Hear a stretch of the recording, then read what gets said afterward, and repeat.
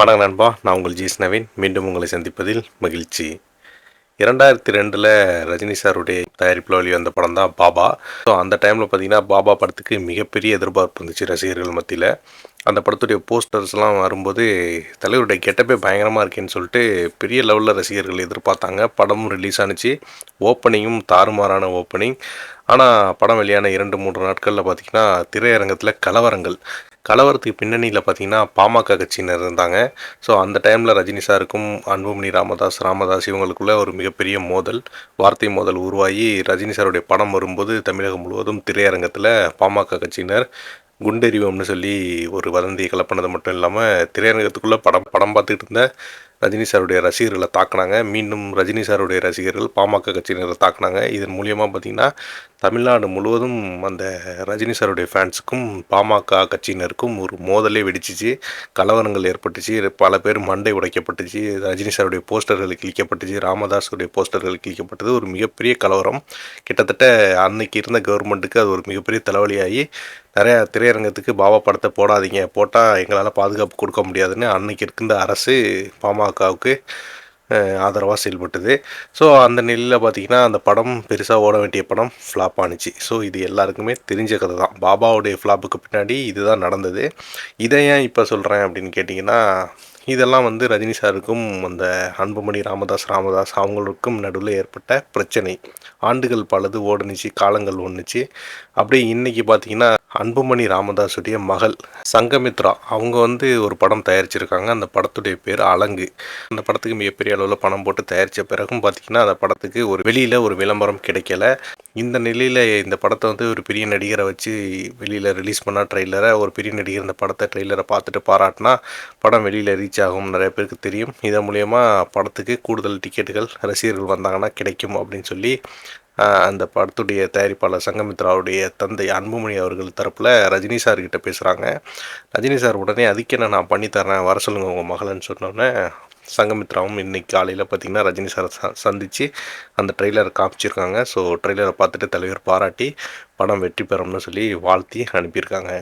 So பாருங்கள், தன்னுடைய படத்தை ஓட விடாமல் பண்ண ஒரு கட்சியுடைய மகள் படம் தயாரித்து ரிலீஸ் பண்ண போகிற டயத்தில் ஸ்ட்ரகிளில் பிரச்சனையில் இருக்குது. உடனே நான் பரவாயில்ல வாங்க நான் பண்ணித்தரேன்னு சொல்லி ரஜினி சார் பண்ணி கொடுக்குறாங்க. ஸோ இதுதான் ரஜினி சாருடைய குணம். எதிரிகளை மன்னிக்க தெரிந்த மனிதர். விவேக் சொல்லியிருப்பார் ஒரு மேடையில். ரஜினி சாருக்கு பார்த்தீங்கன்னா எதிரிகளே கிடையாது இண்டஸ்ட்ரியில். ஏன்னா அவர் எவ்வளோ பெரிய எதிரியாக இருந்தாலும் மன்னிச்சிருவார். அவர் அதை அவங்கள பழி வாங்கணும்னு சொல்லிட்டு ஒரு குணத்தோடே இருக்க மாட்டார். டக்குன்னு ஒரு மன்னிப்பை கொடுத்து அவங்களையும் நண்பராக்கிக்குவார். அதுதான் ரஜினி சார் அப்படி சொல்லியிருப்பார். அது ஒன்ஸ் அகெயின் இன்றைக்கி நிரூபணமாயிருக்கு. ஸோ அவர் நினச்சிருந்தா நான் ஏங்க உங்களுக்கு பண்ணி கொடுக்கணும், அன்றைக்கி பாபா பட டைமில் எனக்கு பிரச்சனை பண்ணீங்க, அவருடைய மகள் படம் ரிலீஸ் பண்ணிட்டு ஸ்ட்ரகிள் ஆகிட்டு இருக்காங்க, அது எதுக்கு நான் ரிலீஸ் பண்ணணும், அது அவங்க பிரச்சனை அப்படின்னு சொல்லி விலகியிருக்கலாம். ஆனால் அதை பண்ணாமல் அவர் அந்த சின்ன பொண்ணு ஒரு படம் தயாரிச்சிருக்காங்க. ஸோ அதை நம்மளால் முடிஞ்ச அளவுக்கு ஒரு ஹெல்ப் பண்ணுவோமேன்னு சொல்லி ரஜினி சார் பண்ணி கொடுத்துருக்காரு. பார்த்தீங்களா, பெரிய விஷயம். அதன் பிறகு பார்த்திங்கன்னா கூலி. ஸோ இப்போ எல்லாருடைய பார்வையும் கூலி படத்து மேலே தான் இருக்குது. 2025 மே மாதம் ரிலீஸ் பண்ணுறதுக்கு கூலி மிக பெரிய அளவில் பரபரப்பாக வேலை செஞ்சுருக்காங்க கூலி படத்துடைய டீம். அதோடைய ஃபைனல் ஸ்கெடியூல், அதாவது ஜனவரி மாதத்தோட கூலி படத்தோட மொத்த ஷூட்டிங்கையும் முடிக்கிறாரு லோகேஷ் கனகராஜ். ஸோ அதோடைய ஃபைனல் ஸ்கெடியூல் தான் ஜனவரியில் பிளான் பண்ணியிருக்காங்க. இப்போ பார்த்திங்கன்னா ஜெய்ப்பூரில் அமீர் கானோட ஷூட்டிங் போயிட்டுருக்கு. இதுதான் ரொம்ப ஹைலைட்டான விஷயம். ஸோ பாலிவுட்டின் மிகப்பெரிய நடிகர் அமீர் கான் அவர்கள் நம்ம தலைவர் கூட கூலியில் நடிக்கிறாருன்னு உங்கள் எல்லாருக்குமே முன்னாடியே சொல்லியிருந்தோம். அதுக்கான ஷூட்டிங் இப்போ ஜெய்ப்பூரில் நடைபெற்றுருக்கு. ஸோ லோகேஷ் கனகராஜ் கண்டிப்பாக இந்த முறை தமிழ் சினிமாவுக்கு 1000 கோடி கொண்டு வருவேன் அப்படின்னு சொல்லி உறுதி எடுத்து பண்ணிகிட்டு இருக்காராம். ஸோ அதனால் பார்த்திங்கன்னா எல்லாருடைய எதிர்பார்ப்பும் இப்போ தமிழ் சினிமாவுடைய மொத்த கோலிவுட் இண்டஸ்ட்ரியும் கூலி மேலே தான் இருக்குது. ஸோ கூலி படத்துடைய டீசரை தலைவர் பிறந்தநாள் டிசம்பர் 12 அன்றைக்கி வெளியிட ஒரு முக்கிய பிளான் நடந்துக்கிட்டு இருக்கான். ஃபஸ்ட்டு பார்த்தா போஸ்டராக வெளியிடலான்னு தான் பிளானில் சன் பிக்சர் இருந்தாங்களாம். பட் இப்போ டீசராக வெளியிட்டால் இன்னும் கொஞ்சம் நல்ல மைலேஜ் கிடைக்கும் படத்துக்கு அப்படின்னு நினச்சி சன் பிக்சர் பிளான் போடுறாங்களாம். ஜெயிலர் 2 டீசரும் ப்ரொமோஷனும் அதுக்கு முதல் நாள் வரும் அப்படின்னு சொல்லி தான் எல்லாரும் எதிர்பார்த்துக்கிட்டு இருக்கோம். நம்மளும் அது மாதிரியான தகவல் தான் நமக்கு கிடச்சிக்கிட்டு இருக்குது இப்போ வரைக்கும். ஸோ வெயிட் பண்ணோம். அநேகமாக நாளைக்கு கன்ஃபார்மாக அப்டேட் நமக்கு தெரிஞ்சிடும். படம் ஜெயிலர் 2 அனௌன்ஸ்மெண்ட் வருதா இல்லையாங்கிறது கன்ஃபார்மாக நாளைக்கு தெரிய போகுது. அதே மாதிரி பார்த்திங்கன்னா கூலி டீசரும் டிசம்பர் 12 அன்றைக்கி வெளியிடுறதுக்கு அதிகமான வாய்ப்பு இருக்குது. அதுவும் பார்த்திங்கன்னா இந்த ரொம்ப நாளுக்கு பிறகு தலைவர் வந்து வெளிநாட்டில் ஷூட் பண்ண போகிறாங்க. கூலி படத்துடைய ஃபைனல் ஸ்கெடியூலில் துபாயில் நடைபெற போகுது ஜனவரி மாதம். ஸோ துபாய்க்கு தலைவர் போக தயாராகிட்டாங்க. அதுக்கான விசா ப்ராசஸ்லாம் இந்த மாதம் எண்டில் நடக்க போகுதுன்னு சொல்லியிருக்காங்க. ஸோ அவர் துபாய் போகிற அந்த நியூஸும் உங்களுக்கு சீக்கிரம் கிடைக்கும். ஏன்னா அந்த படத்துடைய ஃபைனல் ஸ்கெடியூலில் துபாயில் முடிக்கிறாங்களாம். ஸோ ரொம்ப நாள் கழித்து தலைவருடைய படம் இன்டர்நேஷ்னல் லெவலில் ஷூட் பண்ணுறாங்க வெளியில்.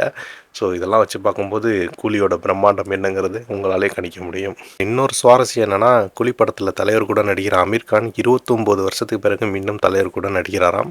ஸோ அவருடைய சின்ன வயசில் பார்த்திங்கன்னா அவங்களுக்கு தெரியும், அந்த பாலிவுட்டில் ஒரு படத்தில் சூப்பர் ஸ்டார் நடிச்சிருப்பாங்க. அந்த படத்தில் வந்து சூப்பர் ஸ்டார் கூட நம்ம அமீர் கான் நடிச்சிருப்பாங்க. ஸோ 29 ஆண்டுகளுக்கு பிறகு ஒரே ஸ்க்ரீனில் அமீர் கானும் ரஜினி சாரையும் பார்க்குறதுக்கு நம்ம மட்டும் இல்லைங்க, பாலிவுட்டில் இருக்கிற ரசிகர்களும் அவ்வளோ ஆர்வமாக கூலி எதிர்பார்த்துட்டு இருக்காங்க. ஸோ கூலி படத்தை சன் பிக்சர் மட்டும் தெளிவாக பாலிவுட்டில் ரிலீஸ் பண்ணாங்கன்னா, அந்த மல்டிப்ளெக்ஸ் எல்லாத்துலேயும் ரிலீஸ் பண்ணாங்கன்னா 1000 கோடிங்கிறது சாதாரணமாக வரக்கூடிய வசூல் தான்.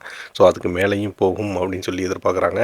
ஸோ அதே மாதிரி பார்த்திங்கன்னா, அந்த துபாய் சொன்னேன்னே, அதுக்கு முன்னாடி துபாயில் ஷூட் பண்ண போகிறாங்க ஃபைனல் ஸ்கெடியூல்னு. அதுக்கு முன்னாடி பார்த்திங்கன்னா ஹைதராபாத், விசாகப்பட்டினத்துலேயும் இந்த படத்துடைய ஷூட்டிங் நடைபெற இருக்குது.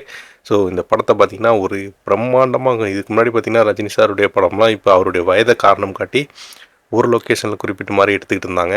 நம்ம லோகேஷ் கனகராஜ் அவர்கள் பார்த்திங்கன்னா துபாய் ரேஞ்சுக்கு இப்போ போயிருக்காரு. ஸோ விசாகப்பட்டினம் அப்புறம் இந்த மாதிரி இடங்கள்லையும் படம் ஷூட்டிங் நடக்கிறதுனால இந்த படம் பார்த்திங்கன்னா லொக்கேஷன் வைஸே ஒரு பிரம்மாண்டமாக இருக்க போகுது. ஒரு செட்டுக்குள்ளே நடைபெறாமல் ரொம்ப ஒரு பேன் ரீச்சாக இருக்க போகுது படம். ஸோ இப்போவே அந்த கூலிக்கான எதிர்பார்ப்பு எகிரி இருக்குது. அது டீசர் வந்து டிசம்பர் 12 ரிலீஸ் ஆனது பிறகு கண்டிப்பாக எல்லாருக்குமே இந்த கூலி படத்து மேலான எதிர்பார்ப்புங்கிறது டபுள் மடங்கு ஹைப் ஆகும்னு சொல்லி இப்போ எல்லாருமே சொல்கிறாங்க. ஸோ நானும் வெயிட் பண்ணுறேன். ஸோ இன்னும் நிறையா சினிமா அப்டேட்ஸ், அரசியல் விமர்சனங்கள் எல்லாமே நம்ம சேனலில் வந்துக்கிட்டே இருக்குமா. அன்றைக்கி சேனலை சப்ஸ்கிரைப் பண்ணுங்கள். எக்ஸ்க்ளூசிவாக நியூஸ்லாம் கொடுக்க தான் நான் இருக்கேன். மீண்டும் சந்திக்கிறேன்.